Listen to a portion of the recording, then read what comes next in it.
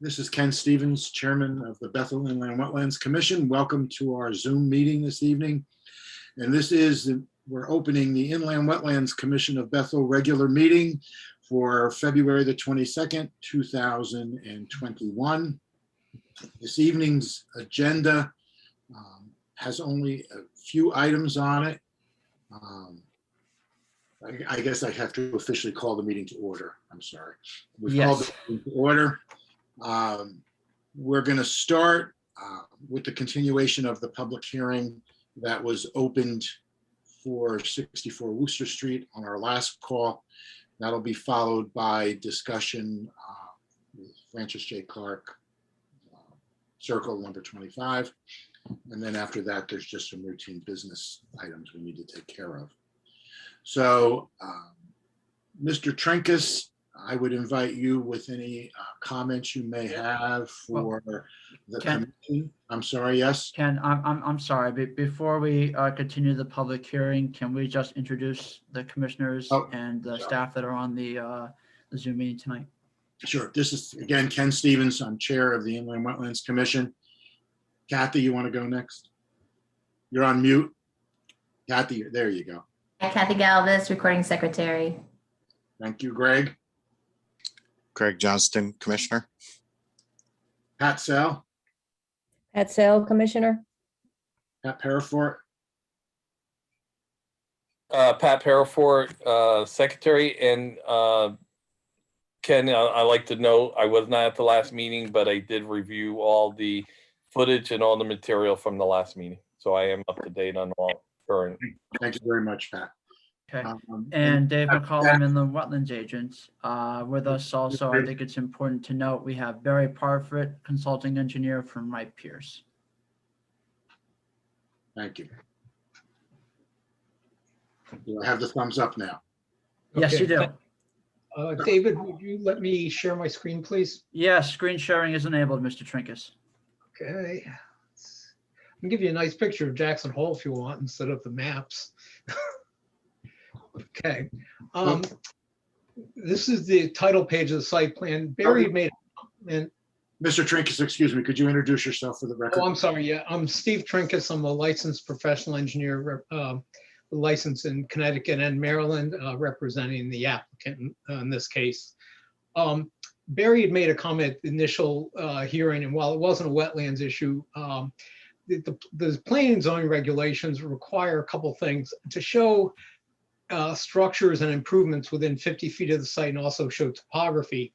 So what I did on the title page here is from the town GIS mapping. In the upper left is the aerial photograph showing the vicinity around the subject site at 64 Worcester.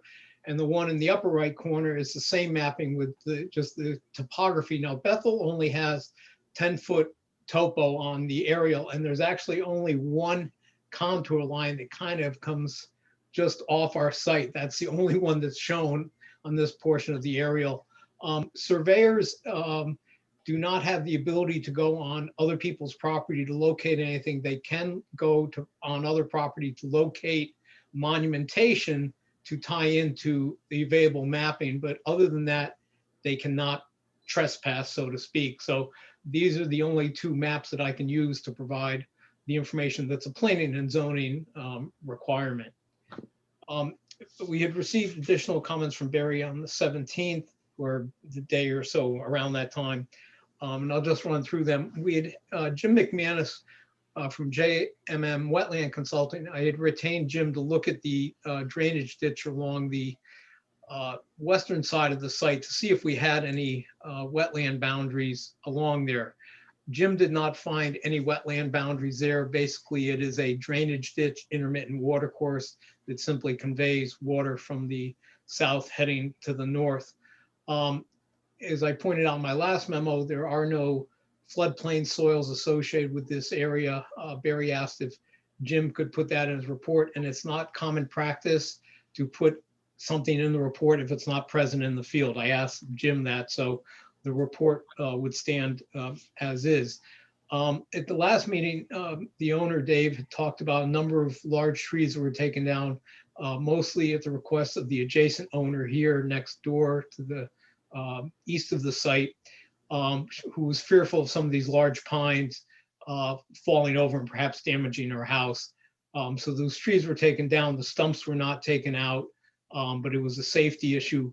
The trees themselves had not been located by Sid Rapp's office originally, so there was nothing to show or not show on the plan, but they were taken down from a safety issue. I can tell you, having a degree in forestry, that the pines have a very shallow root system, and especially when they're in wetter soils, are highly prone to getting blown over because of that. So it wasn't an unrealistic fear with some of the windstorms that we've experienced for the adjacent owner to be fearful of these trees landing on her house. So the owner did the right thing in removing them.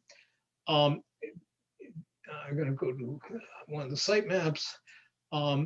Barry also had a comment concerning possible ledge in this area. We don't know if we're going to have bedrock where the upper unit 1 and the retaining wall are.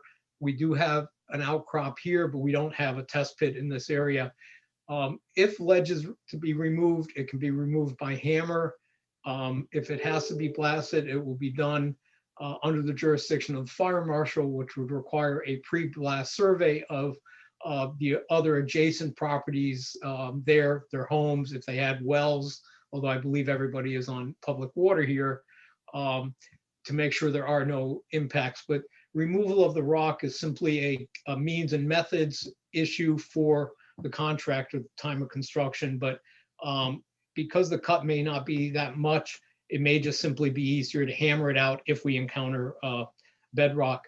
I'd also like to point out, and I did this in the first memo, along the entire retaining wall or ledge cut, again, we don't know, there's going to be a drain. So any water from the slope above it, which would bleed out through the site currently, although there's no evidence in the field that that happens, this would pick up any water, and it's actually conveyed down, I'll show you on the drainage plan, to a point near the discharge from the stormwater basin, and just continue going to the brook, because that's where it goes at the current time. There was a further comment about showing the limits of pavement and curbing to remove. We had put a note on that basically everything's going to be removed here. The existing driveway, gravel parking area, the concrete remains a foundation, all that's being removed. So, if I was saving some of it, yes, I could see calling out the stuff to save, but it's all going to come out. The pavement's going to be actually the last thing. We're going to leave the existing driveway in place for construction access. And when the majority of the site work is done, that's when it will be widened and then replaced as far as that goes. Parking lot grades have routinely been done at a maximum 6% grade. I have done this for over 30 years. We've never had an issue. However, over 6%, it does become an issue with, I think what Barry talked about in his memo was, the door slam or the closing back on you. When you get around, 8% or greater, particularly, it can be a problem. There's actually a parking lot that Connecticut DEP did on Lake Willanoa on 133, where they did the parking lot at 8%. And on one of my times riding my bike through there, I stopped in there before going up the long hill, and a wife almost got slammed back into a truck that had dropped a boat off because she opened the door facing uphill and the door came back on her. So 8% is a problem, 6 is not. I've done all kinds of parking lots with this, including other projects in Bethel. Barry asked for the amount of site yardage within the upland review area. We had given totals on the plan. The upland review area is this line right here. Most of the site is within the upland review, the drainage ditch. We'd have 110 yards of fill. We'd have 70 yards of cut, which is associated with the excavation of the detention system here. That material can be used for the common fill outside the building areas or outside driveway. And, we're going to be putting in the Cultec units and then gravel, so we will not be placing that dirt there. We had a snow storage area that I believe is shown on the landscape plan. Kind of behind the dumpster, there are some bollard lights. There's one here, there's another one here. Barry had some concerns about a plow guy hitting them. It doesn't happen. I have several commercial sites where we have this and the plow guys see them. They plow around them. It's not an issue. They would plow it off. I know it, 49 Taylor Avenue, which Tim Draper did, when he plows it, because it's his project, people have moved their cars out so he can plow all the spaces, or he plows what is available. The people then move their cars, he comes back and finishes it. So even though it's off the parking spaces, it's not a problem to plow it. Another comment was, since we're not infiltrating stormwater, the underlying soils are not great for that. But the surface soils are a sandier loam. So this is all a vegetated area currently, and it will remain such after development. So if any stockpile snow here, snow always melts from the bottom of the pile and actually insulates the ground. So as it melts, it'll infiltrate into the upper soil layer. And it's not going to get down maybe to the hard pan layer, which then would follow down towards the intermittent stream, or it will simply follow through those upper soil layers. But it will be treated, or it will run across the vegetation before it gets to the stream itself. On the stormwater map here, let me go back a few pages here. There are heavy lines here. These delineate the drainage areas to each catch basin. Catch basin 1 has a little bit of the parking area and the garage structure, which would be 2 units. Catch basin 2 is a lot of the parking and the building roof drains. Catch basin 3 comes to this one. The other remaining area is what we term the bypass area, which is not being detained, but will ultimately get to the culvert under Worcester Street. And that shows the watershed areas there. All of the impervious cover within each of these drainage areas is shown in the HydroCAD model versus lawn or versus woods, whatever the case may be. We did provide the groundwater recharge volume. In the Bethel regulations, it is not specifically called out that it is a requirement. It is something to try to meet. As this is based on the 1-inch storm, it is likely that the underlying soils here were not impermeable concrete, but they did have a modeling layer that with that small amount, which is only 137 cubic feet of volume, that you'll get infiltration from that into the upper soil layers at the bottom of the infiltration unit. We're not counting on infiltration for the larger storm events. Also, we point out that that first inch of runoff is going to go through the ADS separator before going into the gallery system. So it will always get treated, and you'll likely get some degree of infiltration, but we're not banking on that particular aspect of it. We added the model number of the ADS unit to the plans. I believe I did here. Yes, right up here. It's on the detail sheet. And Barry also had a question, how do I know that the unit we're proposing is the same one that UNH tested? I've been to the New Hampshire Stormwater Center probably 8 to 10 times since '04. And I actually stuck my head in the unit on multiple occasions. It is the same system that we're proposing here. The vehicle turning movement plan, when I sent the revised plans in, I had turned those layers off when I was doing other work on the plan and just inadvertently did not turn them back on. They have been turned back on to the plan set that I'm looking at, and I'll just get to the last sheet to show that the turning movements are on here. So it was, I turned it off when I was working on it and simply forgot to turn it back on at the end. And that's basically, all of my comments for tonight. Thank you very much, Mr. Trinkus. Dave, did you have questions, comments? I do have comments. I was hopeful that Attorney Marcus would be able to get back on our meeting before. I'm back with you, David. Oh, very good, Attorney Marcus. Actually, I've been listening the whole time. Oh, okay. Okay. I didn't know if you had any additional comments you wanted to add before I offered mine, sir.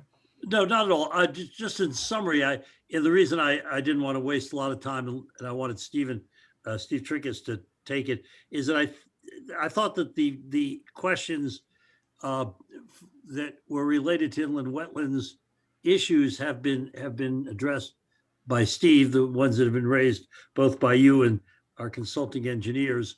There were a couple of questions which actually the consulting engineer indicated were more planning and zoning, things like the grade of the driveway, but Steve addressed those anyway. We'll get to deal with those again when we go to P.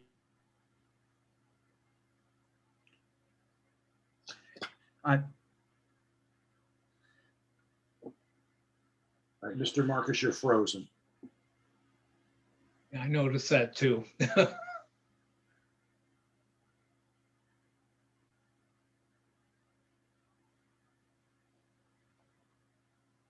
well, David, I guess maybe if you have comments, maybe why don't you go till Neil can unfreeze? Certainly, I don't want to, Mr. Marcus, are you back, sir? I am. That was my internet connection that left, but we're Okay. back. Do you have anything else you need to offer, sir? No, I was going to say at this point, unless you have anything new to raise, I think that Steve Trinkus has addressed the concerns, and that we could ask the commission to move on and take this under consideration. But if you've got something else that we've missed, let us know. I certainly, thank you, Attorney I'll Marcus. turn it back over to you. Thank you. Thank you. So in the process of me getting my screen shared up here, I just want to note a couple of things that I think are important for the commission, just to be caught up and have some context. The site plans that Mr. Trinkus presented to the commission just now, their revision date was February 20th. But we did not receive them until this morning. They were not added to the Google Drive subsequently because for an item to be added to the Google Drive and be part of the digital record for a meeting, they have to be submitted at least 24 hours in advance prior to the meeting starting. And that I believe is per Executive Order 7B. So that's why the response comments that Mr. Trinkus may be referring to and those site plans, you guys didn't see them.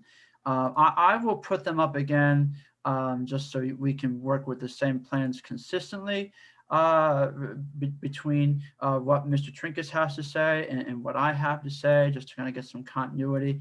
I will distribute these site plan revisions and comments to you all commissioners and have them in the Google Drive for next meeting if so needed. I think in addition to that, it's important to note where we are time-wise with this application. And I'm just going back to what our regulations say for how we process a public hearing. If the commission remembers, we accepted this application, I believe it was the week before Thanksgiving at our regular meeting on the 23rd. Because we accepted this as a application to be processed via public hearing, we had 65 days to open it.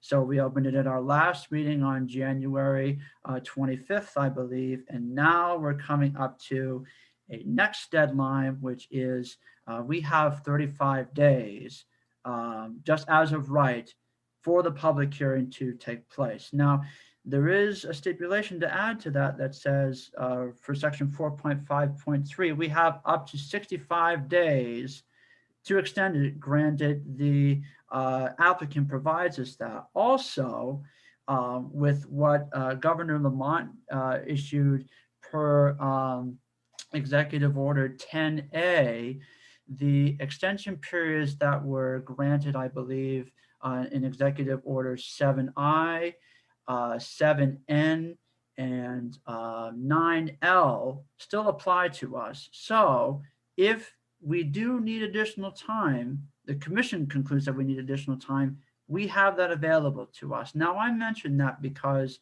and it's with reluctance that I do so, because I think there are still some items that have not been addressed yet.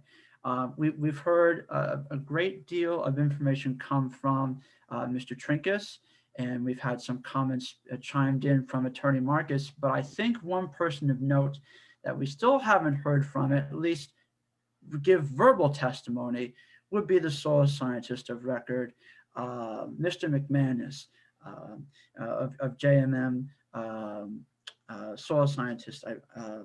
not sure how the DBA goes. I'm going to get into the comments that were given dated February 2nd. So they're not the latest comments, but they're the ones that are pertinent to my responses that I gave. So I'm going to start for those that are following on page 3. And I'm going to try to be as brief as I can. I could go into these a little bit more, but I don't think it's necessary because there are just some fundamental things that I still have questions about, which are as follows. Going to soils, the comment 5 under soils, I asked this question about the K factor because you want to know, yes, if there are erodible soils, A, but B, how are they going to be monitored? And what happens in the instance that a control component for the ENS controls fails? And furthermore, the comments only address from the soil and erosion items from a standard comments perspective. That they don't mention anything about what happens to items that are that occur beyond the limits of clearing, which or what the proposed limits of disturbance are, which I would say, based on what's going on here, along what's shown here as the stream and what Jim identifies as the intermittent ditch water course, those trees were removed. Mr. Trinkus refers to the planning and zoning regulations. You only need to note trees that are greater than 24-inch in caliber. Appendix C of our regulation says 6 inches. And I'm pretty sure the commission can remember when they were out on that sidewalk back in December of last year, most of those trees, if not all of them, were bigger than 6 inches. So they should be shown.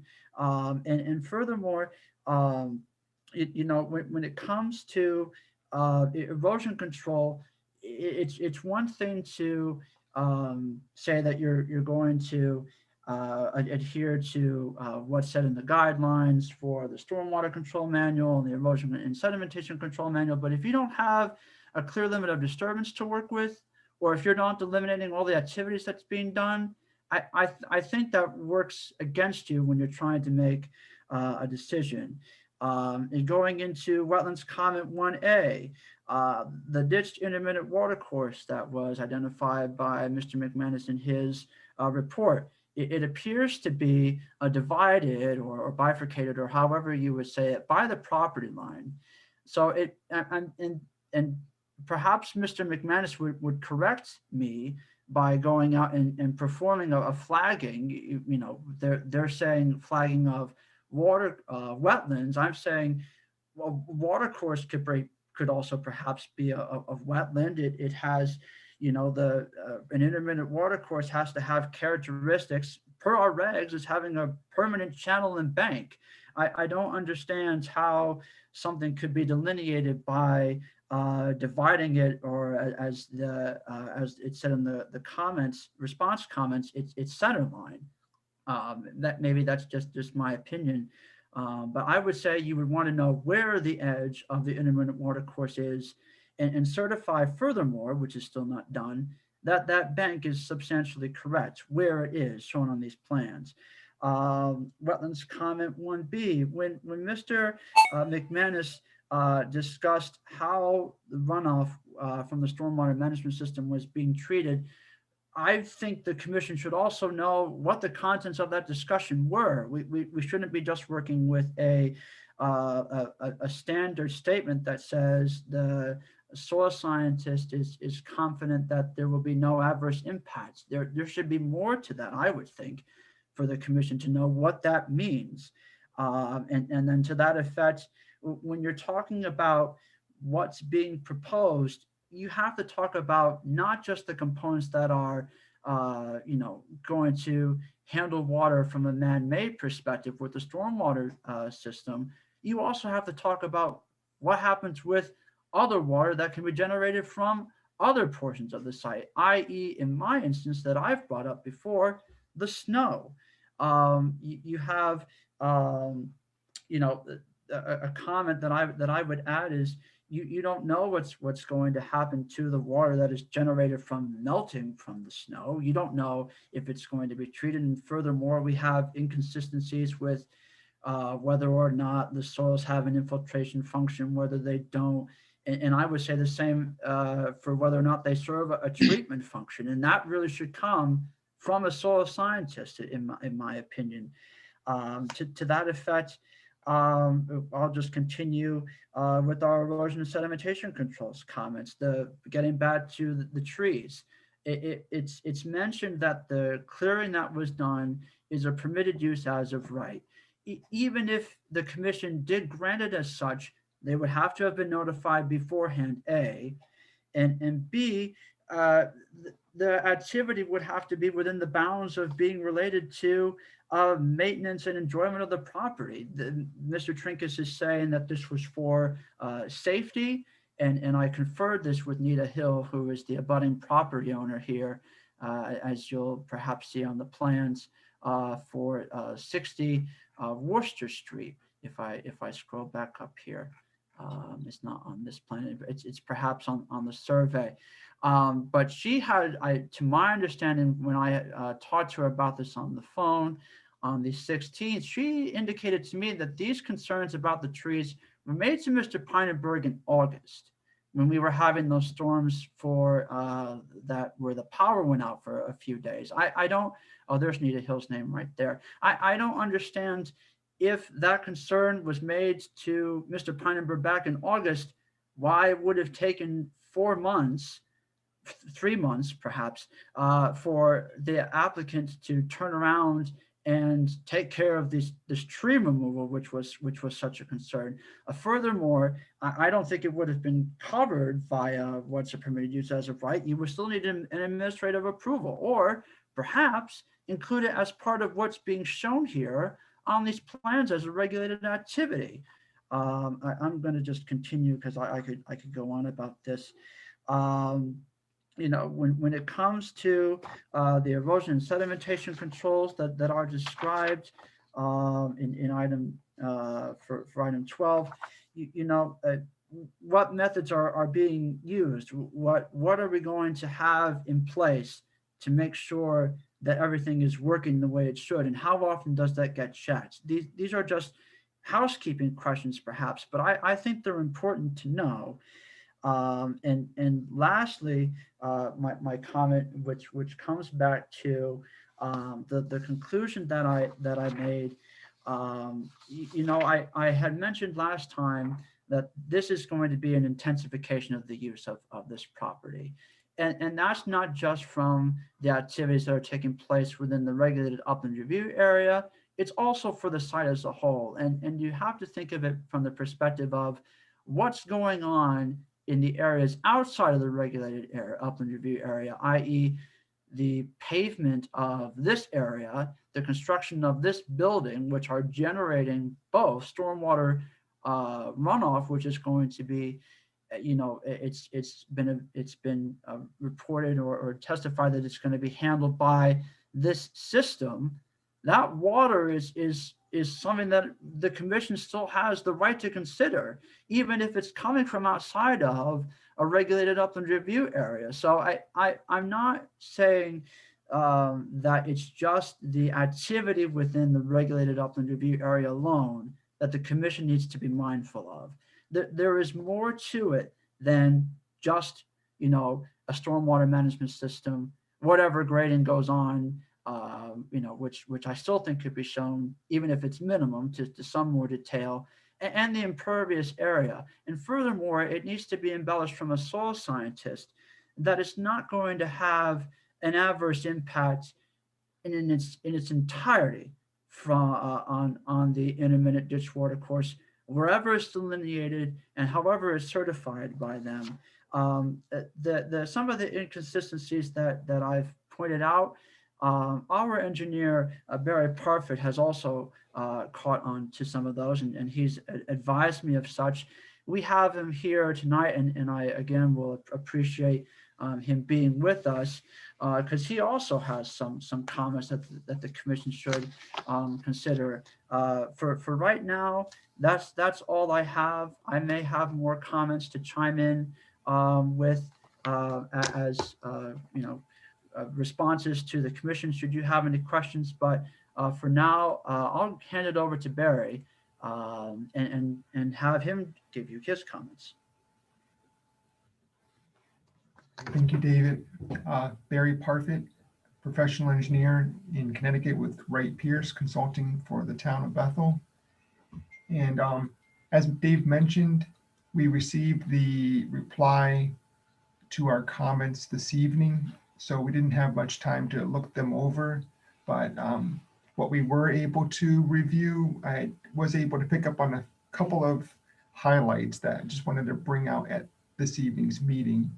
The first was in connection with the stormwater report. That was one of our main comments we had.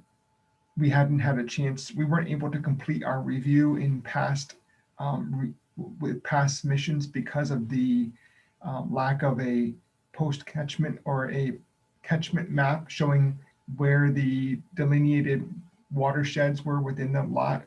And so we had asked for that and were provided that this evening. So now we'll be able to complete our review of the stormwater report.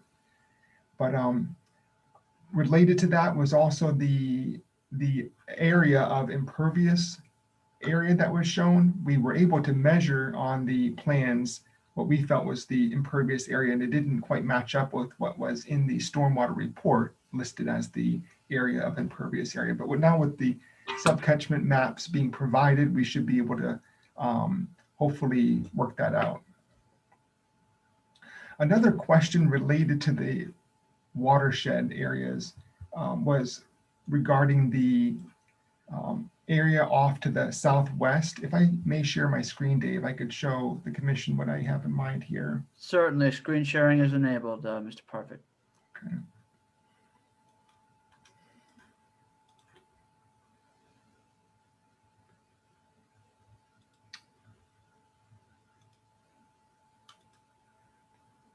Okay, hopefully this comes through. Are you seeing the screen now? Yes, we are, Barry. Okay, great. Although, there we go. Okay, great. So this is the map that we received this evening showing the catchment areas, the areas that go to the different catch basins.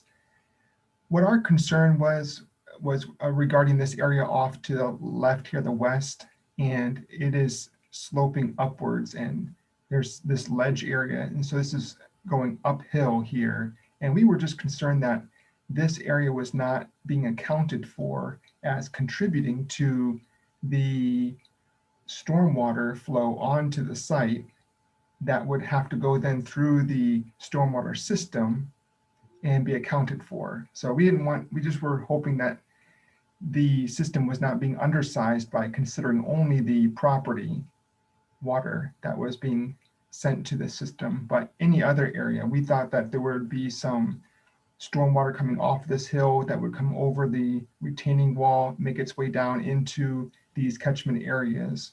So that was one of our comments. We'll look at this again and look at Mr. Trinkus's reply comments to see how the existing water does go. He said has been on site a number of times with the water during a rainfall event and did not observe the water coming down the hill onto this property. And so we'll consider that along with this map in our review to consider the catchment areas. But that's the overall idea behind why we're looking into this, to make sure that the system is properly sized. Related to the groundwater recharge volume, the reason that was brought up was because initially with comment number 15, Mr. Trinkus had mentioned that there was no infiltration proposed by the stormwater management system and that the soils were not suitable for infiltration, and that's this system here. So when we saw that there was a groundwater recharge volume calculation in the report, which is a good thing, it's to help make sure that the groundwater is not being, the groundwater supply is not being diminished. And so when we saw that the comment that this was not an infiltration, not being used for infiltration, and due to the soils as well, we were asking where was this groundwater volume being recharged to, since that was provided in the report. So with the recent comments, I was able to look briefly at his reply, and I think he did say that, and did say tonight, that this is actually infiltrating a little bit, and so will likely infiltrate. So since that's the case, and I would agree, we would ask for an infiltration test to be done on the soils there to just determine how much or how likely they are, and put a number to it so that we can at least see if this groundwater recharge volume is being accounted for and handled with this unit here. Those were the two major issues: the stormwater report, just not being able to review that because of the mapping that wasn't provided, and also this clarification in the infiltration of this unit, whether it is or not. The last point, I think that Mr. Trinkus addressed it. We had a question about the water quality unit, which is this unit here, which handles the initial water coming into the system to help improve the water quality. As it's called out here, it's a ADS water quality unit. And in the information that Mr. Trinkus had provided, we asked where the water quality, where the test results were coming from, and he provided a reference to the UNH brochure, and we didn't see the term water quality unit in that brochure. We saw an ADS infiltration unit in that brochure. And so, but it sounds like he was mentioning tonight the ADS water quality unit and the ADS infiltration unit are the same thing, as he mentioned, being on site and seeing that. So that should care for that comment as well. So those were our main points just from our brief review before the meeting this evening. Thank you very much. Mr. Trinkus or Mr. Marcus, did you have anything you wanted to add to that? Yeah, I Steve, do, go ahead. Mr. Chairman. One thing on the November 1st plans, which were what the initial submission set were, the sub-catchment areas for catch basins 1, 2, and 3 were on the stormwater management plan and so labeled. The only one that was not defined was the quote-unquote bypass area that goes out towards the road and encompasses the existing house. But on the 11/1/20 plans, those catchment areas are shown. To clarify the ADS unit, back in '04, when the UNH facility opened, ADS called it an infiltration unit, Barry, although it obviously isn't because it's in a sealed pipe, but that's what it was called then, but it's the same thing as what's on their website today. So, you know, they changed their name at some point going forward. To address some of David's comments, you know, I had sent Jim McManus, the soil scientist, the full set of plans, the stormwater comments, Barry's initial comments, and Dave's initial comments, including the WART review that Ed Pollack came up with, and specifically asked him to address those comments. And he gave me via email his comments, which were incorporated into it. There is no justification to have Jim here to testify. It is a drainage ditch. He did not flag it because topographically, the survey by Sid Rapp Associates defines the top of the bank. That would be the limit of the regulated area, and that's what was used to set the 100-foot upland review. The property line meanders. Some of the stream is completely off-site. Other points, there's a portion of it.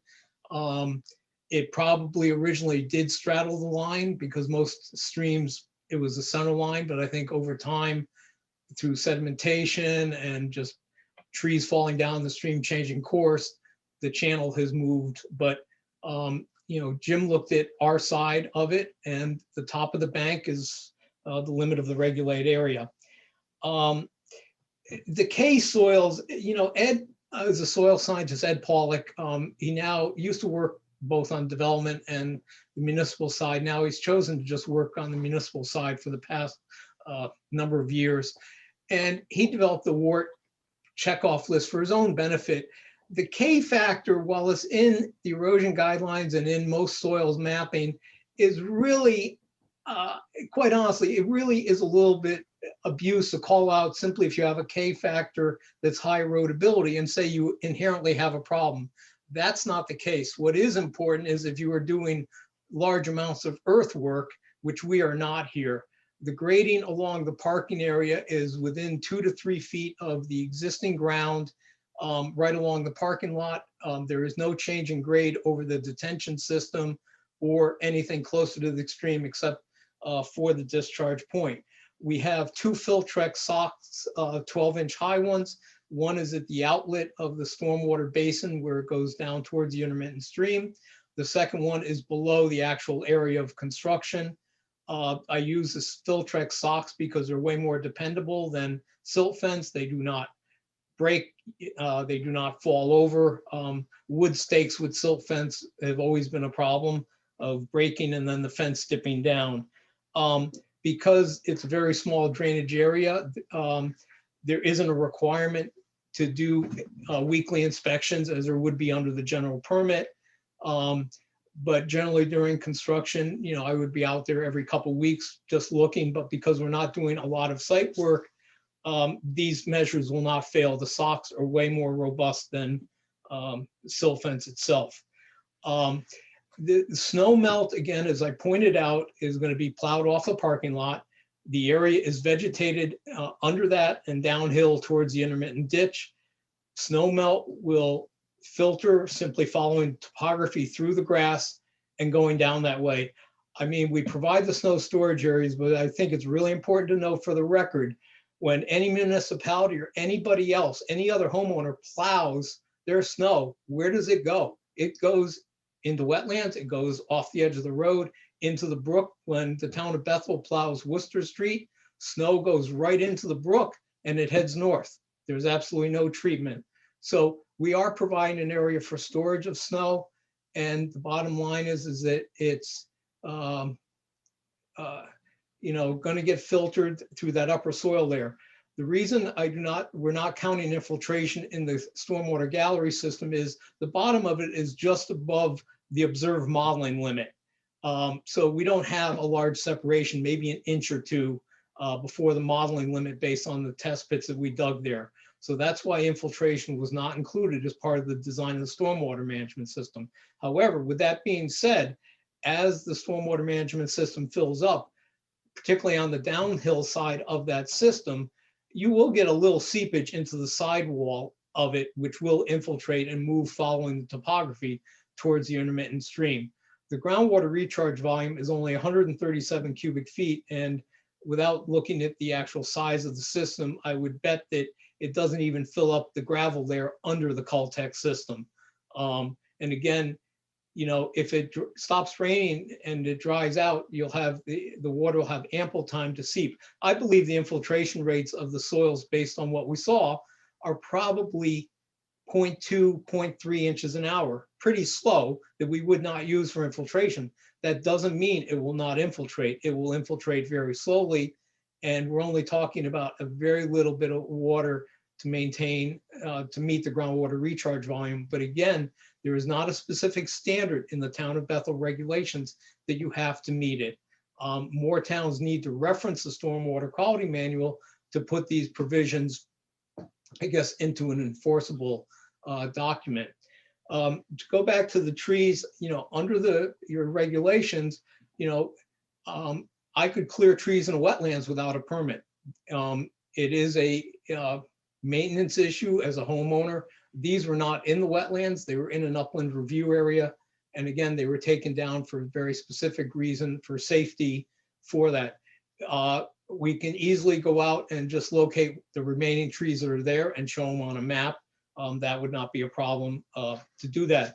But while I think, David, you mentioned that that 6-inch requirement was in the checklist, it is not in the wetlands regulations that I could see.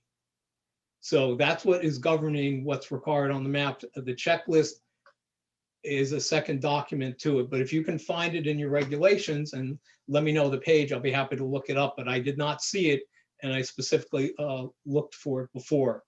Again, just to clarify that, to address Barry's comment, at the base of the ledge cut and or modular block retaining wall, we will have a curtain drain there to intercept the water that is on the slope above it that would come down either behind the wall or through a ledge cut where it would simply bleed out of the rock. And that water is conveyed on the backside of the building all the way down in a separate pipe to bypass the stormwater management system. So it's not going towards the system, it is simply bypassing it. So whatever drained from there today will continue to drain that way, albeit down to the same point. I believe that's all the comments I have at this point. Thank you very much. David or Barry, anything further? Yes, I do have some further comments. I'm just trying to pull up a document here.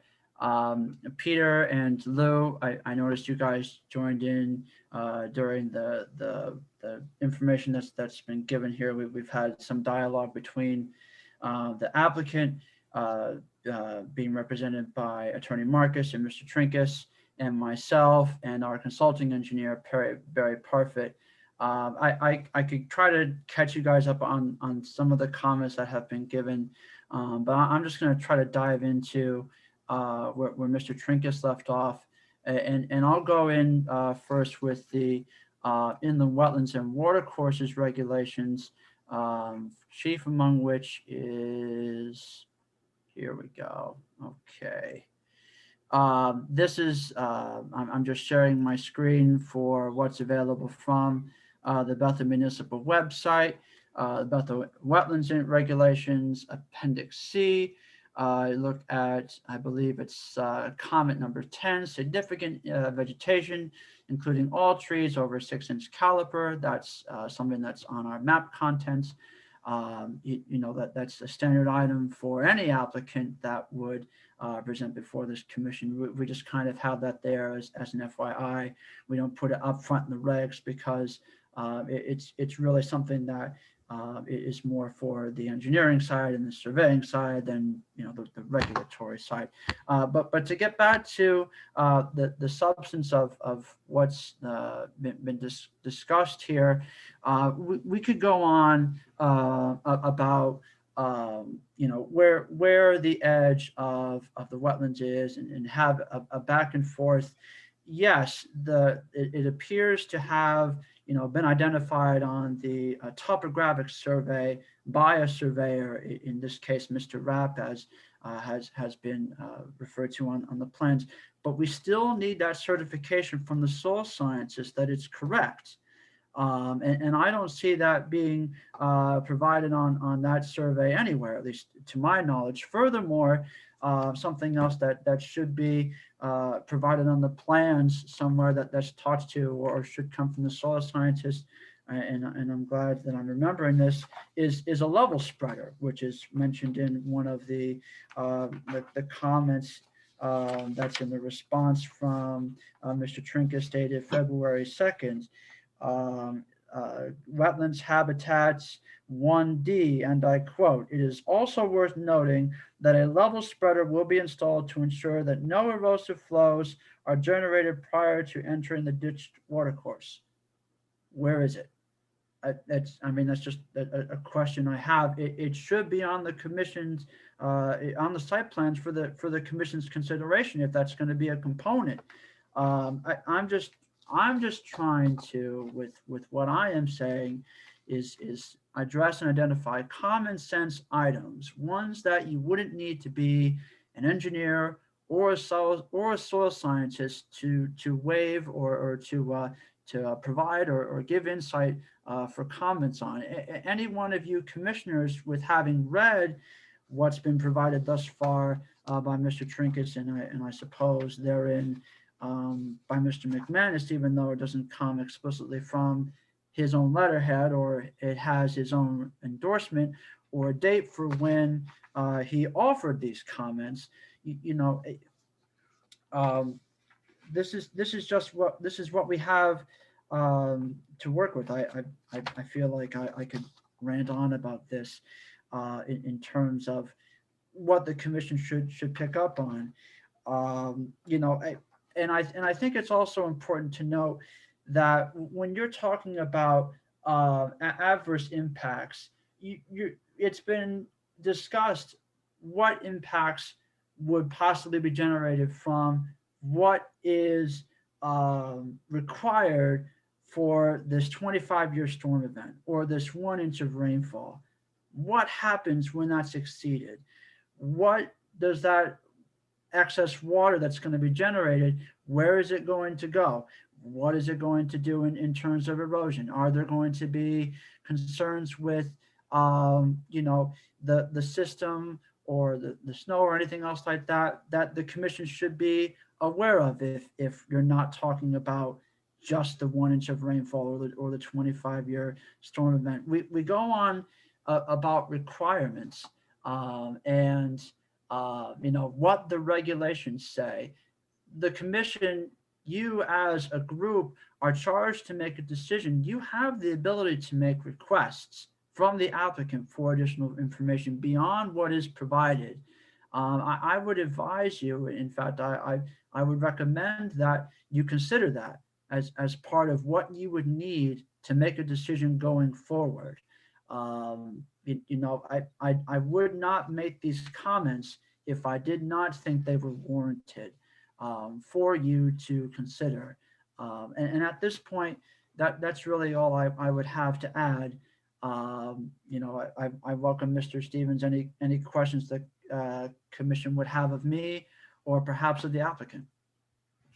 I think at this point, the commission needs to digest a little bit. And if we have any representatives from the public, maybe it's time to hear from them. I don't know that there's anyone on, but if there is, and you have a question, please state your name and your address and address your questions to the commission. Once everyone has spoken, the applicant, staff, or the commission will respond to your questions. So if we have anybody, and David, maybe you can instruct on how to raise the hand so we can recognize anybody that may want to speak. Certainly. At this time, I'm not seeing any interested members of the public that would otherwise raise their hand or want to offer comment. But just for the record, I'll note for anyone that does want to offer comment, you would go to the participants tab at the bottom of the Zoom application.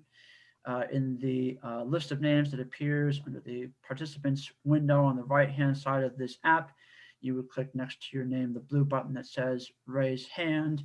In the instance that you are not using the Zoom platform online, you would press *9, and I believe that lets the commission know that you would want to offer a testimony. But seeing as how I'm not seeing anyone that has public comments, I think we can continue on to the other parts of this public hearing. Okay, thank you, David. You're welcome. Fellow commissioners, do you have any questions, comments of the applicant or of David or Barry at this time?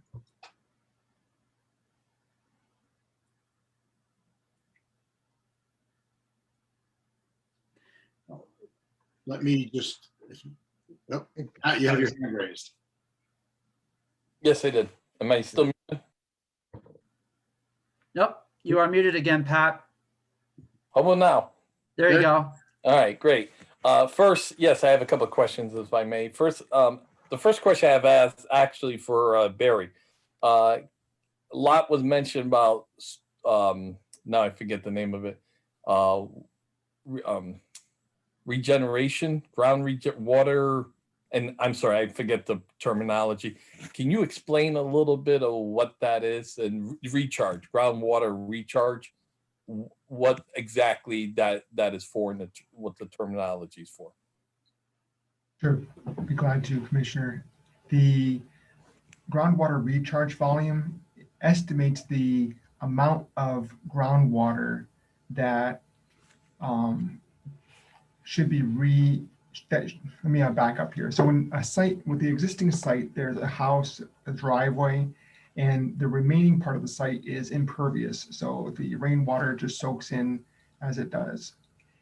With the construction of a new building, parking lot, and so forth, there's an increase in the amount of impervious area. So based on that increase, you're losing, in a way, water that's soaking into the ground.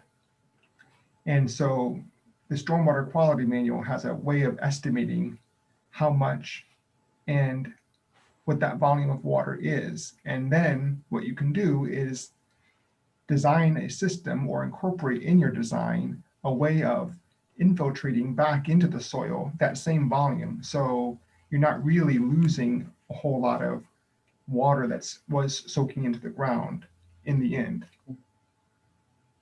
Hopefully that was understandable. It did. Thank you very much. So if you don't mind, just a couple comments I'd like to make. First, again, I listened to the last meeting, the recordings, the plans from the last meeting, and I have not seen them from this meeting.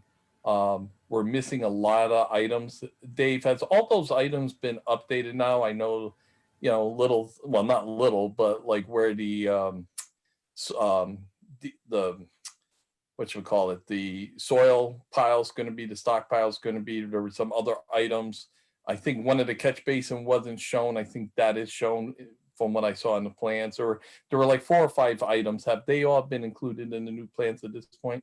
That's a good question, and I think you'd have to embellish that further in terms of whether there are comments from my report or if they're comments from Wright Pierce. Some of the comments in both were just housekeeping items. Mhm. We're just confirming where items were, how they were shown on the plans, and whether or not the appropriate details and such were provided for those. I'm not sure what exactly you would mean by having some of the items addressed. I know there's been responses that have been provided. Whether or not that means everything's been addressed, I can't say. Right. I just think we need to make sure as a commission we do a better job in making sure the plans are complete when we accept them. There were small items, and Mr. Trinkus actually pointed out some of the items that were not on that had to be added. So I'm sure that he added them, or the layer had to be turned on so you could see them. So I'm sure it's been addressed by now. The question, and if you could pull up the plan, Dave. Sure. I have a view. I'm not comfortable with the calculations, not knowing the calculations, but I'm not sure how comfortable Mr. Parfit is as well on that the calculations for the amount of water coming off this property is fully considered prior and post. The water coming off that hill, observe, be there a couple times when it rains, or observe, so water comes downhill. As you know, I know the property quite well. I live on one side of it. I have a relative living on the other side of it in close proximity. So I know the property. There's definitely water coming off that. Question has been asked a couple times if that water coming off that has been included in the calculations for the after build. Responses has been that the pipe goes around the back and still goes into the brook. Again, I like to know if that water has been calculated for. I know provisions have been made to take it off the site. I just want to know if that calculations have been included in there. Direct yes or no is fine on there. I know it was requested to show buildings on adjacent. I know surveys really can't go on other properties, but I think we could have taken it off other survey maps or so, at least give a general idea. For example, the main driveway coming in, you may not realize it. There's a driveway literally abutting it. I don't even think there's a foot difference there.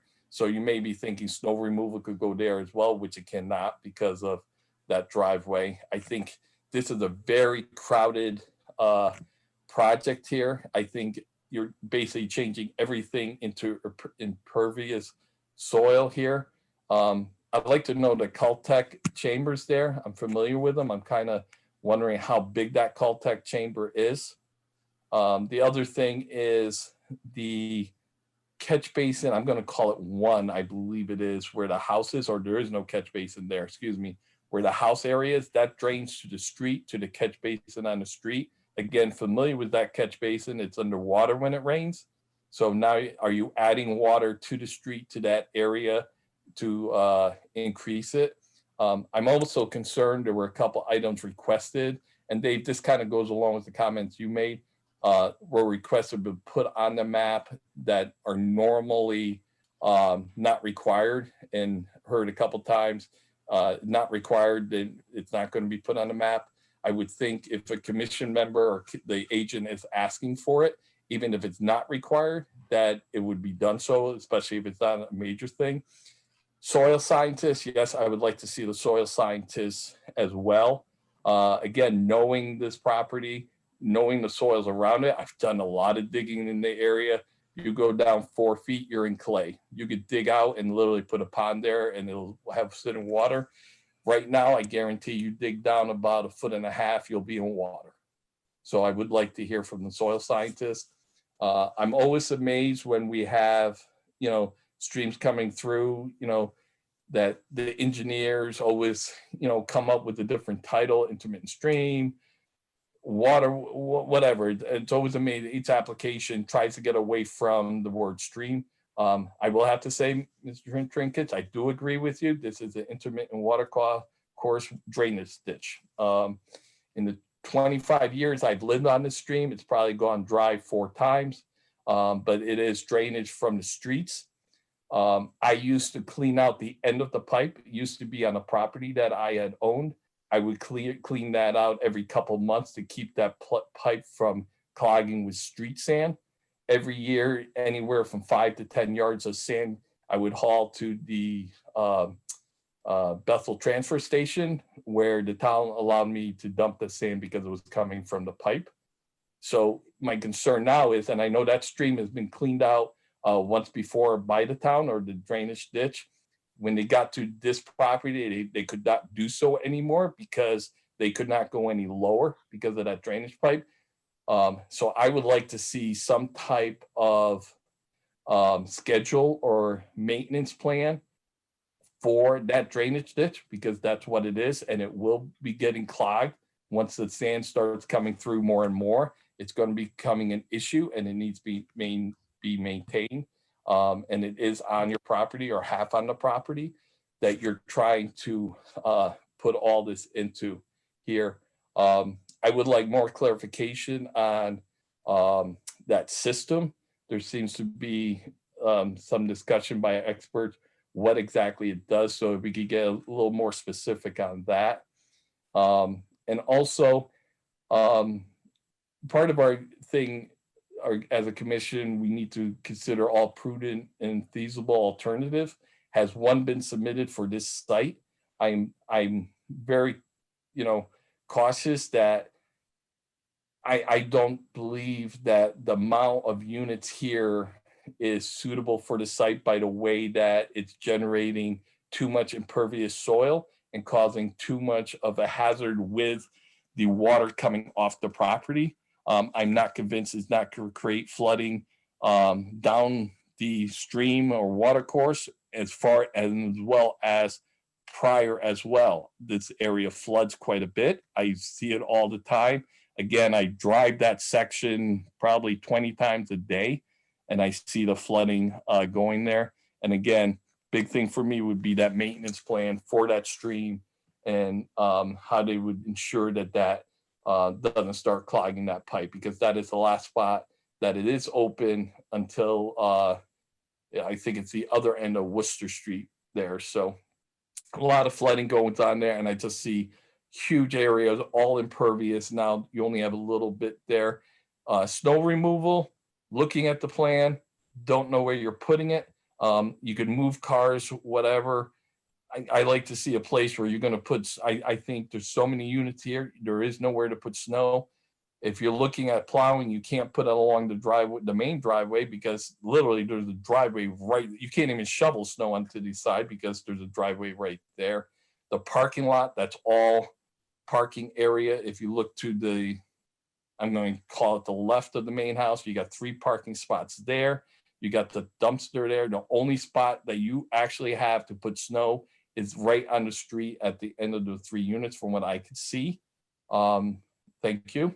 I don't see any added to just say, well, we're going to put it here. I don't see any designated spot where a plow can actually put snow without taking the parking spaces to do so. Again, I just feel, you know, the concerns right now are, you know, I think it's creates too much impervious soil for the lot it's on, and it's creating hazard and safety hazards and flooding hazards for the water course. So that's just some of the comments I have. I'm sure I'll have more. Thank you. Thank you, Pat. Anybody else on the commission have a question or a comment?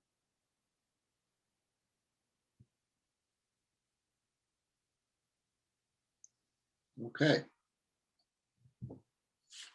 I had a couple, but Pat, you covered them for me, so I appreciate that. Thank you very much. David, I would, as chair, recommend that with all the open questions we have, and understanding that there were comments received this morning, I would recommend that we continue to the next meeting so that we have an opportunity to review that additional input in a more effective manner, and resume our discussions with the applicant at that time. Okay, just so you know, Ken, if you're looking to continue this public hearing, our next regular meeting would be on March 22nd. That is the 4th Monday of that month, and was considering possibly continuing this public hearing if the commission was in a consensus to do so.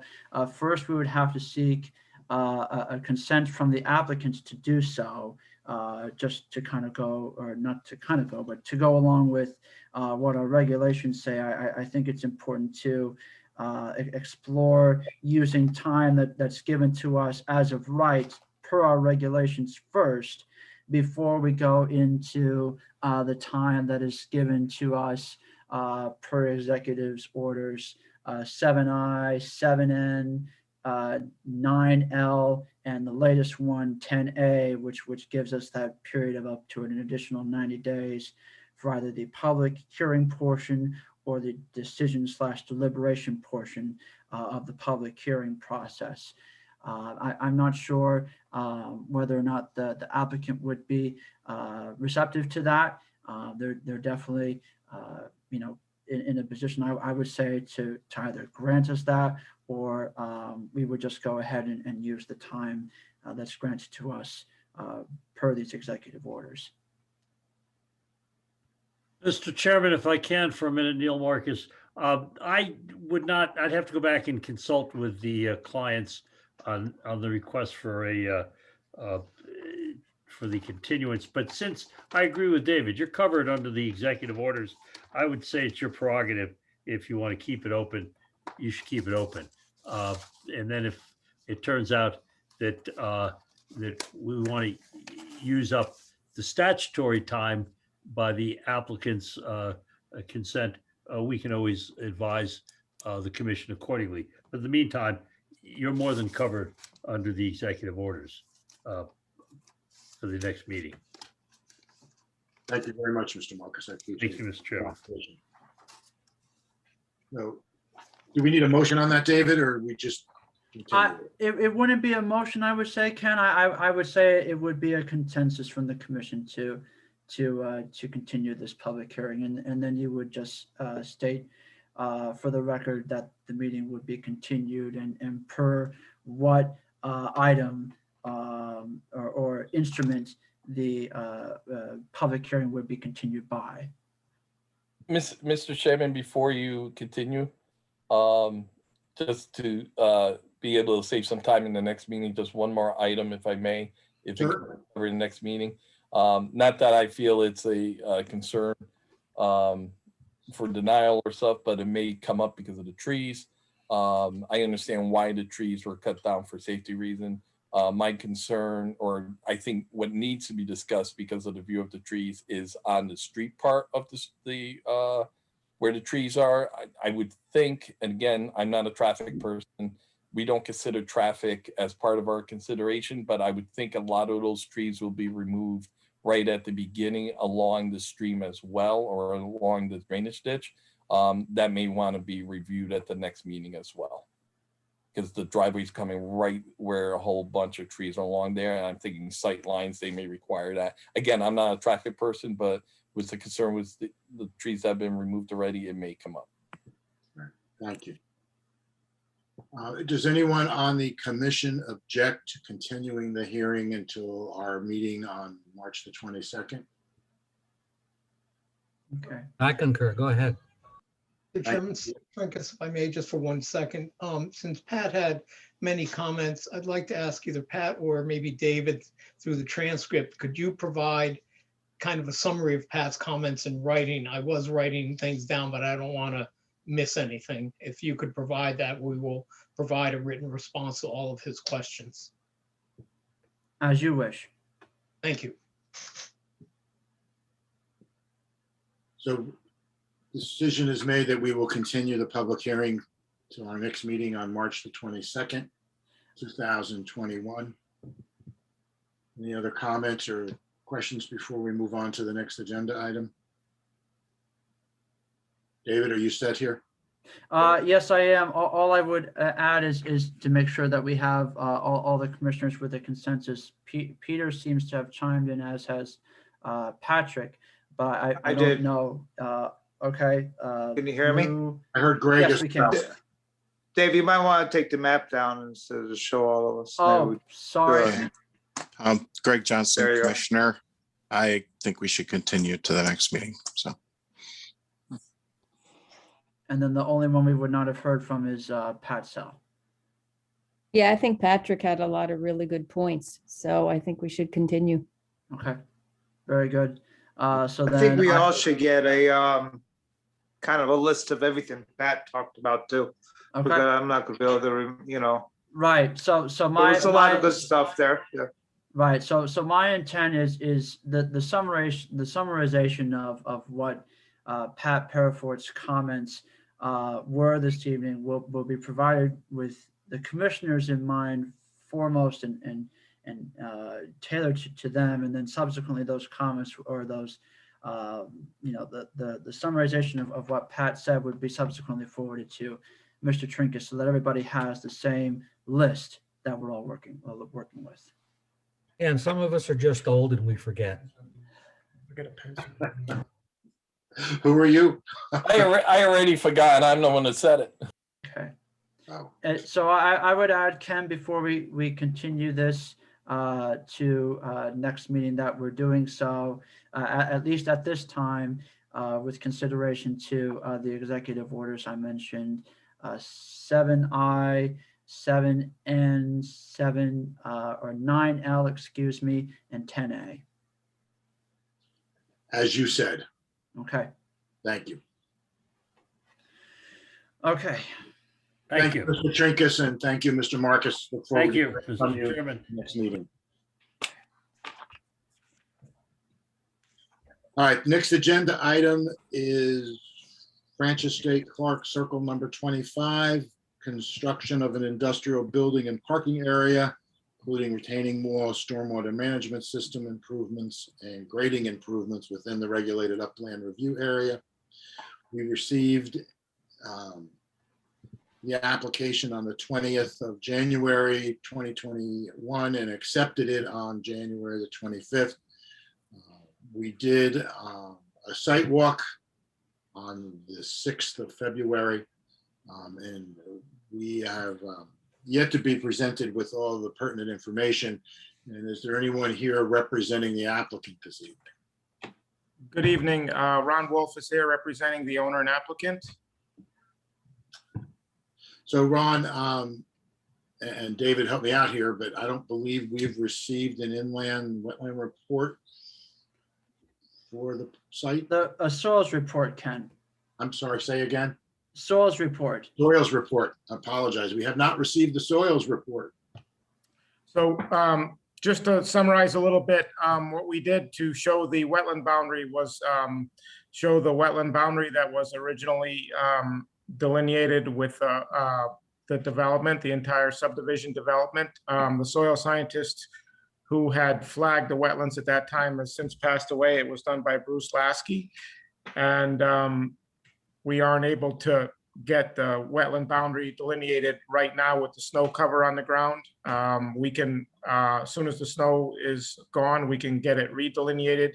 We had the original flag locations marked in the field as they were originally delineated so the commission could see on their field walk. And we believe that the wetland boundary is still in the same location, but we do not have the original report. I did make an effort and go to the land use office to look through the files there to see if I could find a copy of that report, but I was unsuccessful. So if the commission determines that they need that an updated report, then we would ask that they table the application until we can get the boundary verified and another report prepared by a different soil scientist, which would be Eric Davis, and would be the professional that we would use to do that.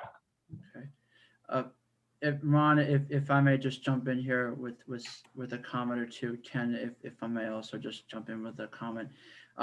This soils report is a component that in the Wetlands Commission needs to have for their consideration, as well as our reviewing engineer, Wright Pierce, who you guys just saw for the previous application. Without that, they haven't been able to provide or produce response comments that would be forwarded to Mr. Wolf for them to address and verify that everything from an engineering perspective is the way it should be, from a stormwater management perspective is the way it should be. I'm not sure how we would handle tabling this item as it was received as a site plan review. We only have 65 days from the date of decision, and I believe only a period of 35 days for extension to possibly continue this. I'm not sure what the weather has in store for us in terms of how long the snow cover will remain. But I just don't want to have us hinging on, keeping this item tabled and then still not having the time period we need to get the reports generated for folks to subsequently make a response on, which at this point would be Barry Parfit, or Joe Hausman from Wright Pierce, and myself. Is there a way that the reviews could be done at this time so we can respond to those? And the report unless I'm misunderstood, but the wetlands report is going to essentially verify the location of the existing wetland boundary and provide a description of the wetland soils. And there's just a very small portion of wetlands on the site. We do not have any direct wetland disturbance at all. We do have upland review area activity, but we are not proposing any direct wetland impact. So that's understood, Mr. Wolf, and absolutely that's what the plans appear to show. I'm just essentially echoing what the engineer has told me thus far. Normally, when we receive an application, we verify that we have everything that we need before we accept it, or we have the understanding that everything that we need to accept will be given within a certain time period before the review commences. I had thought that when you know, the report wasn't initially included, that we would have it within a period of 7 to 10 days. And you did make an effort to stop by the land use office and look for it. And unfortunately, it was not a document that could be produced at the time you stopped by. Right. I don't know how else to address, I don't know where else one would look to find such a report. It's mainly to not just address the wetland soils that are on the site. I think it's meant to be an investigation report of the soils that are on site as a whole. I would have to verify with Barry if he can produce the rest of his report without it. It's definitely a question I can ask. I just don't want us, again, to try to continue with tabling this and then us ultimately have us be limited with time and not have what we need after everything's acquired to review this. With a application that does not have a public hearing, is there a limit on the number of extensions we can grant, even with the COVID? I believe the executive orders, the language that applies to extensions are only for public hearings. I would have to read those again and see if they also address site plan reviews. If they do, then that would be to our benefit. Right. You know what? With that in mind, I would advise the commission. You know, we still have one more hearing or one more meeting during our regular period for a site plan review where we can figure out where we are. I'd like to have some kind of an update for you then, certainly, as you know, regardless of whether or not we can go forth with everything as standard, or if we just have to continue to table it again. You know, that may require some insight from our council and our engineers. Like I said, I'll have to ask and see what they can do to provide comments apart from what we don't have already. Excuse me, David. Yeah, Beth. Of course, I'm I'm sorry to bother you guys.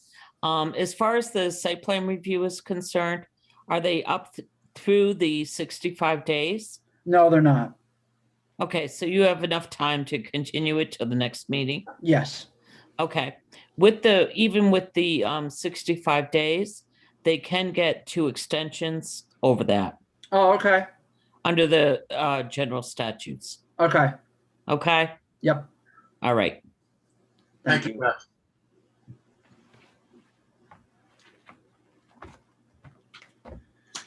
So then I would advise the chair that we continue this to our next meeting on March 22nd. Any objections from the commissioners?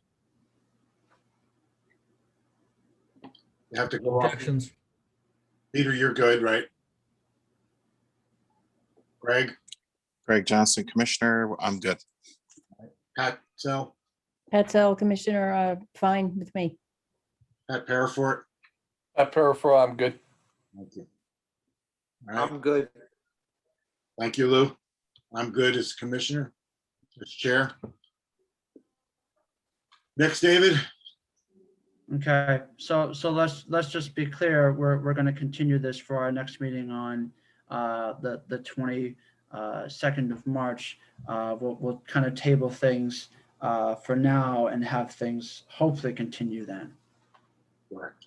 Thank you, Mr. Wolf. Thank you very much. Okay. Okay, next item on the agenda is review of last meeting's minutes. Do I have a motion to approve those minutes? Second. Thank you, Peter. You made the motion and Lou, you seconded it. All in favor?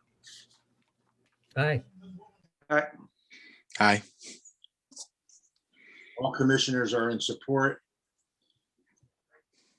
David, we have an application for Codfish Hill right away. Do you want to take us through that?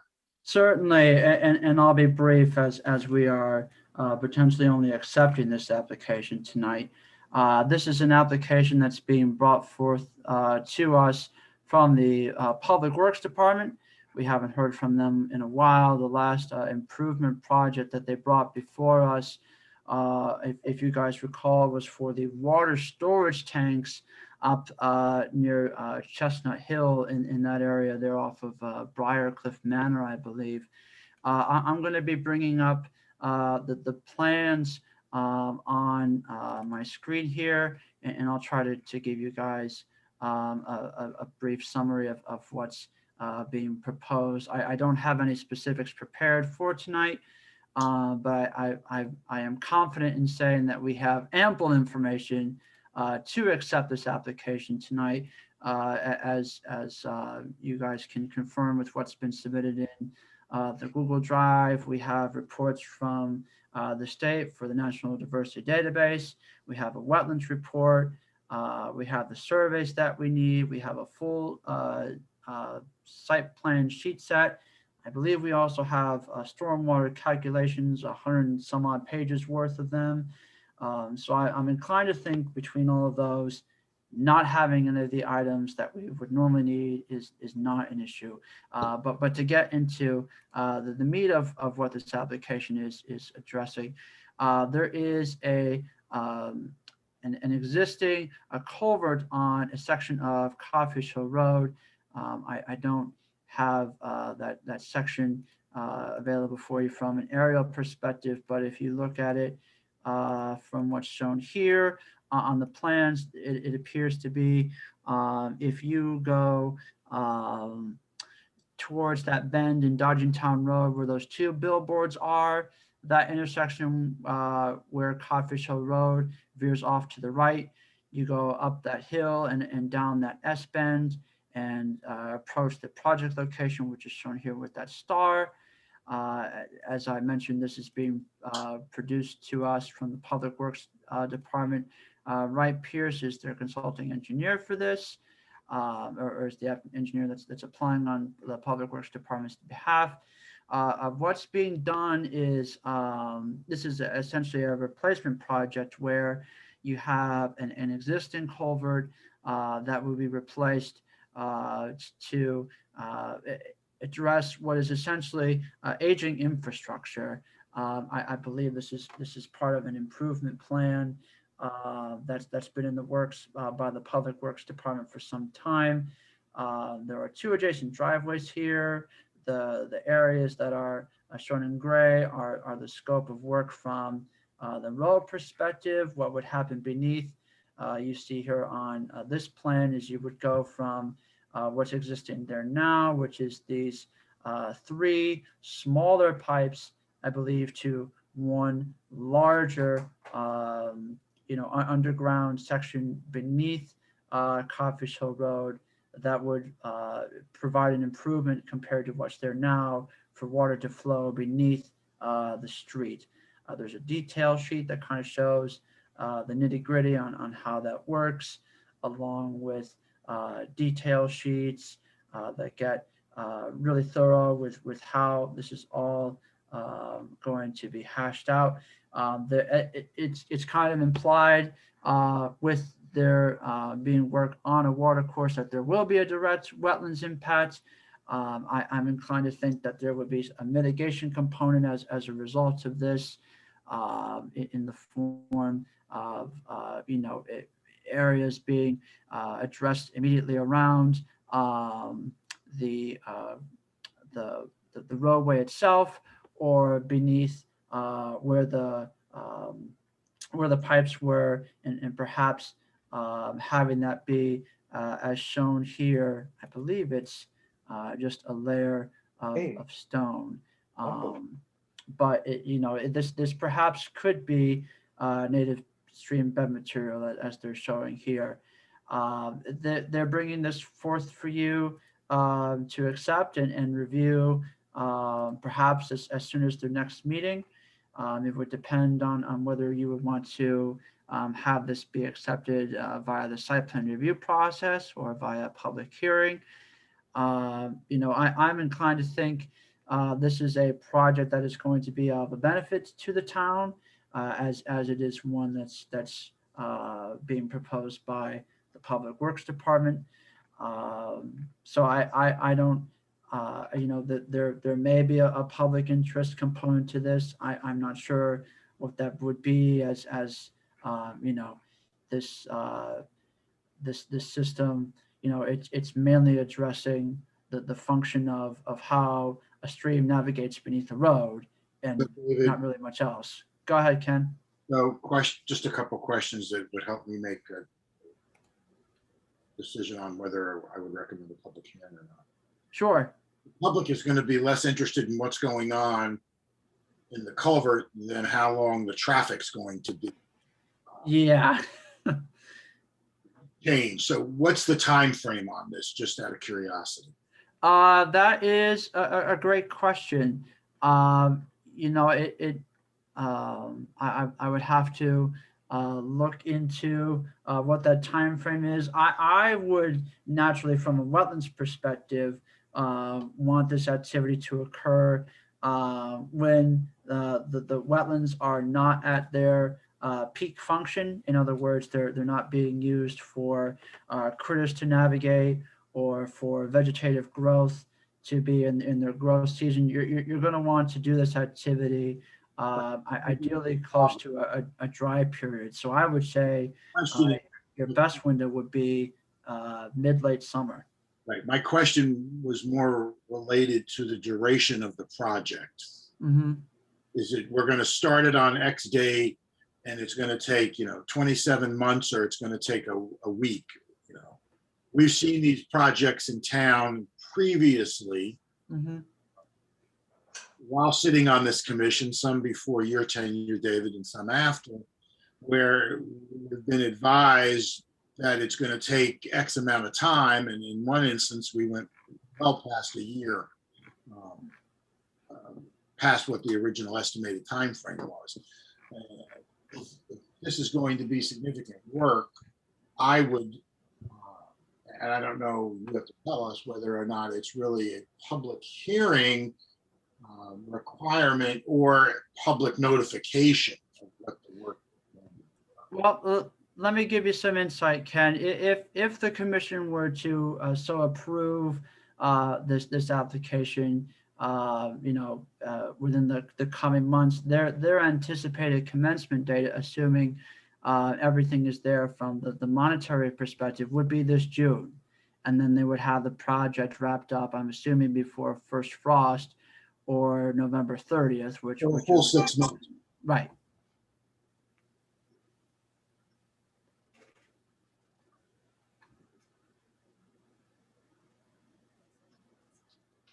And I would like the input from the other commissioners, but for a That's providing you don't get a big rainstorm too and stop everything when you're doing that too. You Right. have no idea what, yeah. Let me just finish for a moment if I could. I would like some input from the commission with respect to the duration and whether or not they feel it's appropriate to have a public hearing so that the public is made aware, A, of the time frame that it's going to be across in order to get the work done, and the extent of the work that is going to be conducted as well. So any comments from the commission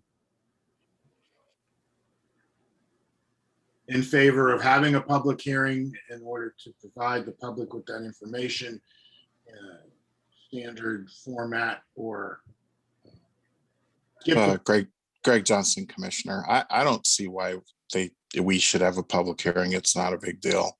I mean, if it happens, it happens, and it's a 6-month inconvenience regardless. It's not gonna, I don't think any of their input about how long it's gonna take would matter approving the project or not approving the project. It's, it takes however long it takes. Yeah, and it's an inconvenience for the people that live on the road, but it's an improvement. So if I could also give some insight here, I would not think the review of this application would be the only trigger the public would otherwise have to know that this improvement project is one that's being solved for by Public Works. I'm inclined to think that there are other mechanisms per state statutes that has to let people know, hey, we're doing road work on this section of Codfish Hill Road. This is the time frame we anticipate either having one-way traffic or the road being closed off entirely. And this is how far in advance we have to notify you before we do anything. I don't think inland wetlands bears that responsibility alone. Which is why I asked for the opinion of the commissioners. Greg, I appreciate your input. I tend to agree with you because, but I wanted to, I don't know if we want to hear from you or not, Peter. Peter, go right ahead, sir. Hi, this is Peter, Vice Chair. Yeah, I gotta have to go along kind of with Greg. Normally, and what they do is if they have a project like this on the road, the highway department usually posts a sign that says a project starting on this date, here's the intended time it's going to take, and here should be the finish date. And I'm sure the state's going to have input to that as well, because I'm not sure if that's a state road or a town road. But there's going to be some guidelines that are going to be set by the state that the town's going to have to follow anyway. So I don't think it would behoove us as wetlands to have a review by the residents to get some input on it. I appreciate that. You had started to say something earlier when I was rambling on. Did you want to finish that statement, or? Lou? No, no. You're good? Okay. Do we, as a commission, want to do a site walk in the snow? I think there's plenty of photography that's provided with this application that would give a synopsis of the scope of work and the area associated with it. The only thing I think that would possibly be gained from conducting a site walk is seeing how much snow there is currently on the ground, and the snow amount that's coming off. Apart from that, I think what's given in the photos is ample, visual information. Let me go out even further on the limb. Is this something that the inland wetlands agent could handle in an administrative nature without our review and approval? Great question.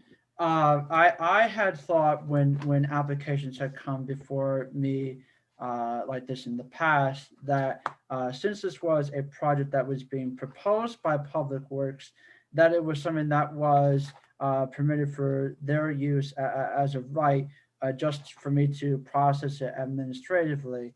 But alas, there is no such section in any of the regs that I found that says that any sort of work by the Public Works Department or their agents thereof can just be processed administratively. And moreover, they are proposing a direct wetlands impact. I think just with that in consideration, that would warrant them coming before you.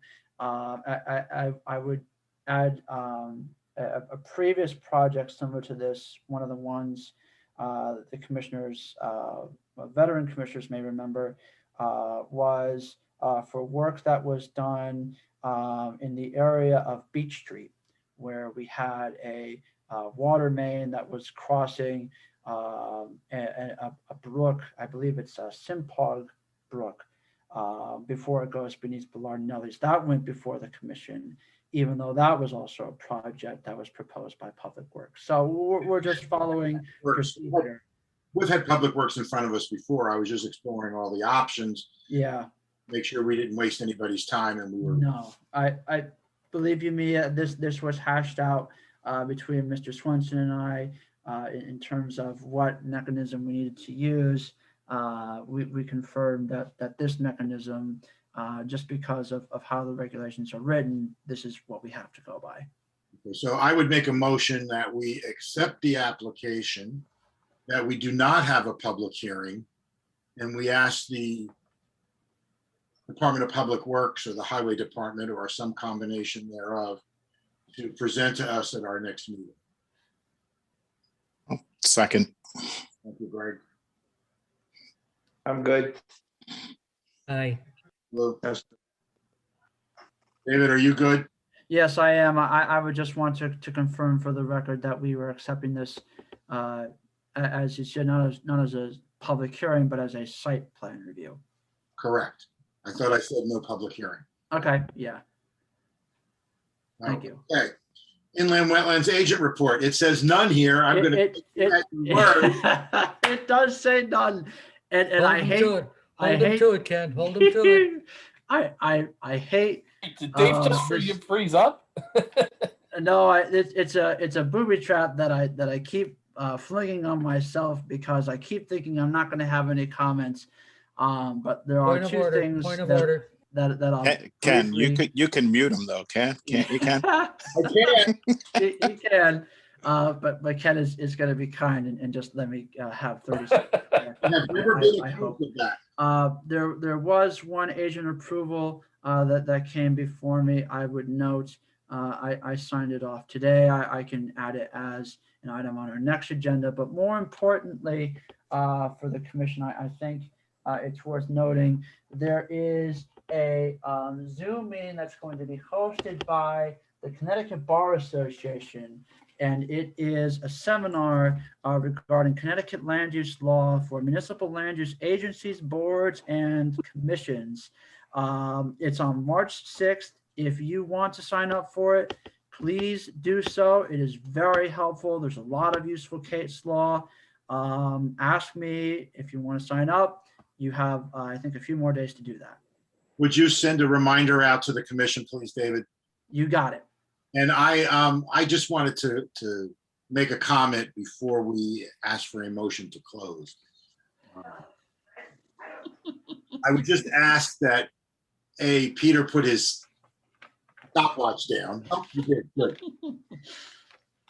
The other thing I would just ask is that if we could all take the time for our next meeting to review in depth the information that we're hopefully going to be provided with for 64 Worcester Street, so that we're in a position to close out on that during our next meeting.